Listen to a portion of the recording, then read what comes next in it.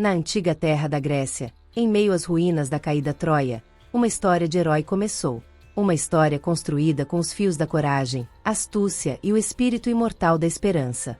Esta é a história de Odisseu, o rei de Ítaca, cuja jornada para casa tornou-se o material das lendas. Tudo começou no dia em que Paris de Troia sequestrou Helena, a esposa do rei espartano Menelau. Enfurecido, Menelau convocou todos os monarcas da Grécia, incluindo Odisseu, que haviam prometido defender a honra de Helena se alguém a insultasse. Odisseu, fingindo estar louco, atrelou um jumento e um boi ao seu arado, começou a semear seus campos com sal.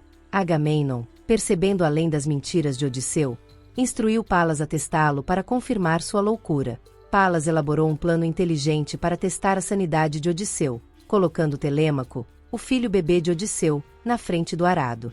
Se Odisseu perdesse o controle e machucasse seu próprio filho, revelaria sua loucura. Odisseu, porém, afastou o arado de seu filho, expondo sua decepção. Durante a guerra, Odisseu nutriu ressentimento contra Palas por tê-lo afastado de sua casa. Menelau viajou até Císico para recrutar Aquiles, devido a uma profecia que dizia que Troia não poderia ser conquistada sem ele. Tétis, mãe de Aquiles, ao saber do plano de recrutamento, disfarçou seu filho de mulher para escondê-lo dos recrutadores, pois um oráculo havia previsto que Aquiles viveria uma vida longa e monótona ou alcançaria glória eterna morrendo jovem. Odisseu descobriu astutamente qual das mulheres à sua frente era Aquiles. Quando jovem, foi o único a mostrar interesse em examinar as armas escondidas entre uma variedade de presentes adornados para as filhas de seu anfitrião. Odisseu providenciou para que uma trombeta de batalha soasse, o que levou Aquiles a pegar uma arma e demonstrar sua disposição treinada. Com seu disfarce frustrado, ele foi exposto e apoiou o chamado às armas de Agamemnon entre os aqueus. Durante a guerra, Odisseu foi representado como um dos guerreiros gregos mais significativos. 10 anos haviam se passado desde que os gregos atacaram Troia e todos ainda estavam lá fora, lutando com os habitantes locais que haviam se mostrado bravos combatentes. No 10º ano da batalha, Odisseu, astuto conselheiro e conselheiro mais confiável do rei Agamemnon, líder dos gregos, desenvolveu um plano para enganar os troianos. Ele pretendia fazê-los acreditar que os gregos haviam perdido a batalha e voltado para casa. No meio da noite, os gregos deixaram Troia, deixando para trás um grande cavalo de madeira sobre rodas do lado de fora dos portões da cidade. Quando o amanhecer chegou, os troianos ficaram surpresos ao não verem nenhum exército grego cercando-os, apenas um cavalo de madeira. Eles de fato acreditaram que os gregos tinham ido embora e tinham deixado esse cavalo como um presente aos deuses para conceder-lhes uma boa viagem pelo mar. Assim, eles rolaram o cavalo de madeira para dentro da cidade e começaram a festejar para celebrar a vitória da batalha. No entanto, desconhecido pelos troianos, Odisseu havia construído um oco dentro do cavalo de madeira para esconder lá alguns guerreiros gregos. Essa ideia era a única opção para ganhar entrada na cidade que havia mantido suas fortificações por tantos anos.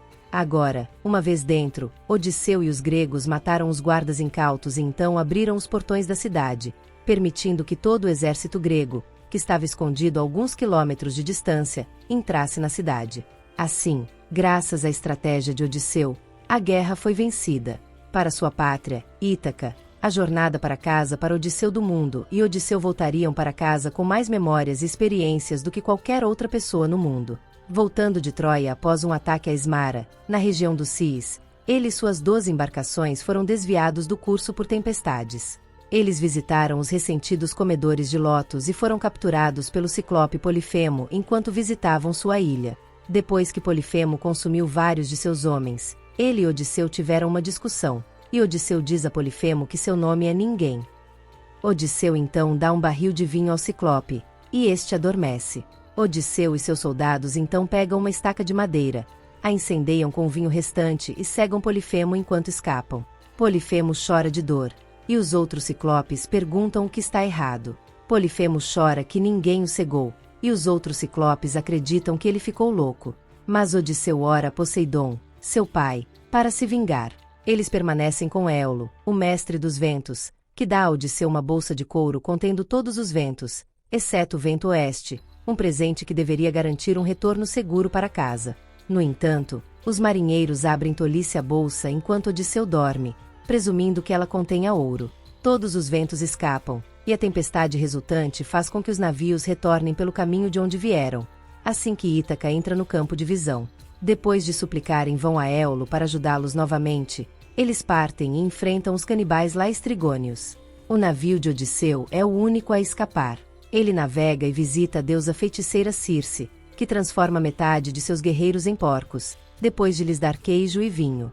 Hermes avisa Odisseu sobre Circe e lhe dá uma erva chamada Mole, que resiste à magia de Circe. Circe, cativada pela resistência de Odisseu, apaixona-se por ele e liberta seus soldados. Com ela na ilha por 1 ano, eles festejam e bebem. Finalmente, os homens de Odisseu o instigam a partir para Ítaca. Guiado pelas instruções de Circe, Odisseu atraca no ponto mais ocidental do mundo, onde ele sacrifica para os mortos e convoca o espírito do velho profeta Tiresias para conselhos. Em seguida, Odisseu vê a alma de sua própria mãe, que morreu de tristeza durante sua longa ausência dela. Ele aprende, pela primeira vez, notícias de sua própria família, ameaçada pela ganância dos pretendentes de Penélope. Odisseu também fala com seus camaradas caídos na sombra mortal de Héracles. Ao retornar à ilha de Circe, ela os aconselha sobre as próximas fases da jornada. Eles passam pelo país das sereias, entre a criatura de 6 cabeças Sila e o redemoinho Caríbdes. Eles navegam diretamente entre os dois, mas Sila arrasta o barco em sua direção, pegando os remos e comendo 6 homens. Eles desembarcam na ilha de Trinácria, onde os homens de Odisseu ignoram os avisos de Tiresias e Circe e perseguem o gado sagrado do deus do sol, Hélio. Hélio informa a Zeus o que aconteceu e exige que os soldados de Odisseu sejam punidos, senão ele roubará o sol e o brilhará no submundo. Zeus atende aos desejos de Hélio, produzindo um naufrágio durante uma tempestade de chuva, no qual todos, exceto Odisseu, se afogam.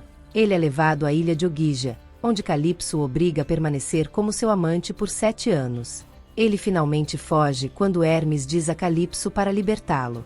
Odisseu naufraga e é acolhido pelos feácios. Depois de contar sua história, eles concordam em ajudá-lo a viajar para casa. Eles o levam durante a noite, enquanto ele está profundamente adormecido, para um porto isolado em Ítaca. Ele encontra o caminho até a cabana de um de seus antigos escravos, o pastor de porcos Eumeu, e também se encontra com Telêmaco, que está retornando de Esparta. Atena disfarça Odisseu como um mendigo errante para entender como as coisas estão em sua família. Eles contornam o país das sereias, passam entre o monstro de 6 cabeças Sila e o redemoinho Caríbdes, onde rodeia, diretamente entre os dois. No entanto, Sila arrasta o barco em sua direção, arrebatando os remos e devorando os 6 homens. Eles desembarcam na ilha de Fria, onde os homens de Odisseu rejeitam os avisos de Tiresias e Circe e perseguem o gado sagrado do deus do sol, Hélio. Hélio informa Zeus do que aconteceu e exige que os soldados de Odisseu sejam punidos. Caso contrário, ele roubará o sol e o fará brilhar no submundo. Zeus atende aos desejos de Hélio, causando um naufrágio durante uma tempestade de chuva, no qual todos, exceto Odisseu, se afogam.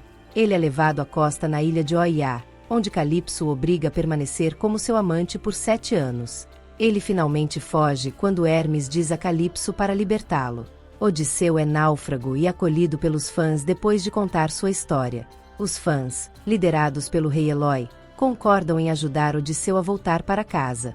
Eles o levam à noite, enquanto ele dorme profundamente, para um porto isolado em Ítaca. Ele encontra o caminho até a cabana de um de seus antigos escravos, o porcariço Eumeu, e também se encontra com Telêmaco retornando de Esparta. Atena disfarça Odisseu de mendigo errante para entender como as coisas estão em sua família. Odisseu, disfarçado, retorna após 20 anos e apenas seu fiel cão Argos o reconhece. Penélope declara em sua longa conversa com o herói disfarçado que quem puder encordoar o arco de Odisseu e atirar uma flecha através de 12 eixos terá sua mão. Após o concurso do arco, no qual nenhum dos pretendentes consegue encordoar o arco, Odisseu, inicialmente disfarçado, recusa. Penélope intervém e permite que o estranho, disfarçado de Odisseu, encorde o arco facilmente e vença a competição. Depois disso, ele mata os pretendentes com a ajuda de Telêmaco e 2 dos servos de Odisseu. Odisseu ordena que as criadas que dormiram com os pretendentes limpem os cadáveres e então as enforca. Ele informa Telêmaco que reabastecerá seus suprimentos invadindo ilhas vizinhas. Odisseu agora revelou sua verdadeira identidade, mas Penélope está cética de que seu marido tenha realmente retornado. Ela teme que seja um deus disfarçado, como na história de Alcmena, mãe de Héracles, e o testa ordenando que sua serva Euricleia mova a cama no quarto de casal.